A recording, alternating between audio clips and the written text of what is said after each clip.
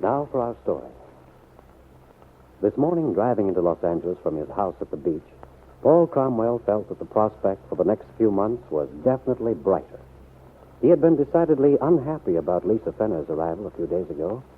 Lisa had descended without warning, bag and baggage, stating simply that her husband Lance had left her, that she could no longer continue dancing under the circumstances. The circumstances being that Mrs. Fenner was expecting a child. Mr. Cromwell had reason to regret a remark he had made in a sentimental moment several months ago when he'd first met Lisa. He had told her never to hesitate to call on him if she needed anything, and she had taken him at his word.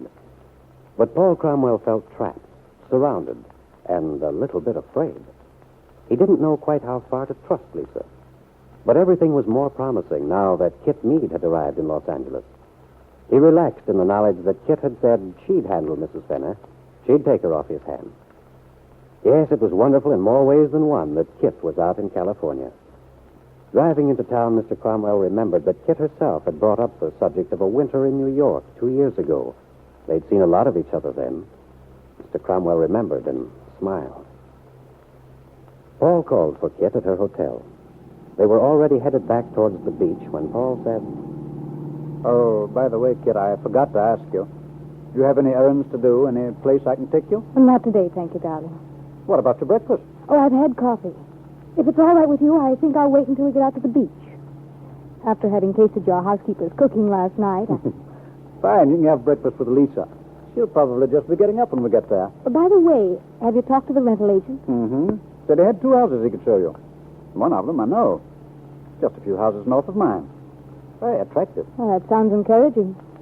You know I have to be out of the hotel tomorrow. Well, don't worry. I think you'll like this place. What about getting a servant? I thought you were accustomed to doing your own housework now, Kit. Darling, after the months I've put in Bungalow B of the Wakefield Auto Court, I've had quite enough of housework for the time being. You sound as if Bungalow B had been more of a prison than a love nest.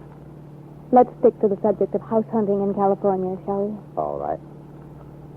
But of course, you must realize that your refusal to talk about Bill Meade in your life with him makes me very suspicious. I realize that. Also, it makes me convinced that my suspicions are justified. I wouldn't let my imagination go too far if I were you, Paul. Well, I'd be an awful hypocrite if I pretended that I'd be happy if things were going smoothly between you and Bill. That's very flattering. Doesn't it mean anything to you that I'm a frustrated man? You? Frustrated? Oh, it looks like it. Well, all right then, all right. But to return to the servant problem. I've thought about that. You can probably have my housekeeper, Mrs. Kingsley, most of the time. After all, I have Max, and I'm alone, so I won't need her so very much. If you promise to have me over frequently for dinner. What's so funny? Oh, I was just thinking about you with your 2 expectant mothers on your hands. Oh, you're a cute kid, aren't you? Well, has Lisa accepted my invitation to come live with me? I think I've talked her into it, yes. I can hardly blame her for being reluctant. It does look odd. After all, Lisa and I have just met. Well, I've told her you do impulsive things like that, and I really want to do everything I can to help her. Oh, I'm not so worried about Lisa now. It's what's going to happen to her afterwards. With her husband gone and the child, well, it all seems so unfair to her. And to the baby. Uh-huh. You know, I'd feel better about her if she didn't want the baby. There are so many people of good background, income. The child could have a happy, normal life.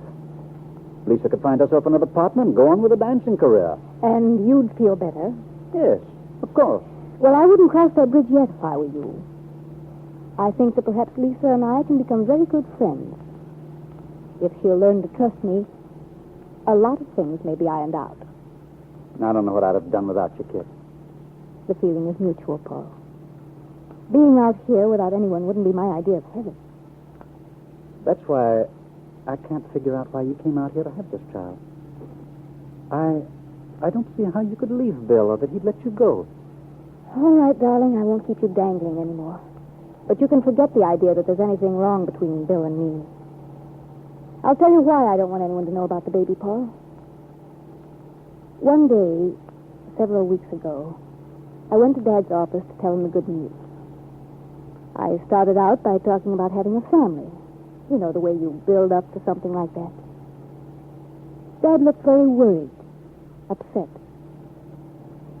Finally, he told me that since I was thinking along the lines I obviously was, he thought he should tell me about my mother's family. What about your mother's family? Oh, it's just that the medical history of the Bowmans follows a certain pattern. Every so often, there's a child born who isn't as it should be. Yes. Well, that's ghastly. Yes. Yes, it is. And when you found out, you were already... I was. So that's why I'm here. I didn't want to have a child in Wakefield. If something went wrong, I just couldn't bear the thought of the town talking about it. I understand. You're really an amazing kid. I mean, most women would be all shot. They just go to pieces. Oh, I'm not so brave. Frankly, I dread the whole thing. Of course, there's a good chance that everything will be all right, isn't there? I think there is. Now. And your father doesn't know where you are? Oh, Dad knows I'm in California. I sent him a wire that I arrived all right. But he's not going to have my address. He'll understand the whole thing in due time. For the moment, I don't care what he makes of it.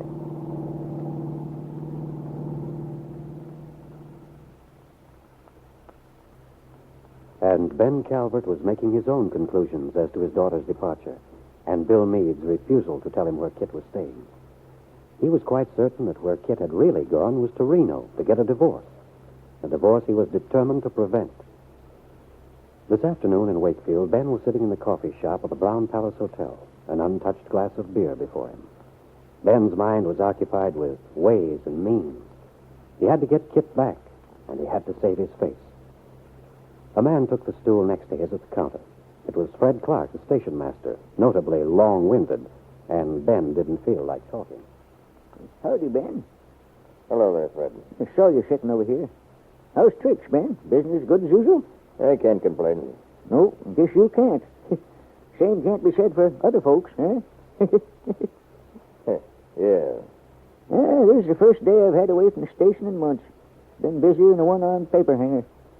Looks like the more the government asks people to stay home, the more folks want to travel. Perversity of human nature, I call it. I guess so. Well, I guess you'll be going out west next. Out west? Yeah. Oh, you mean to join Kit?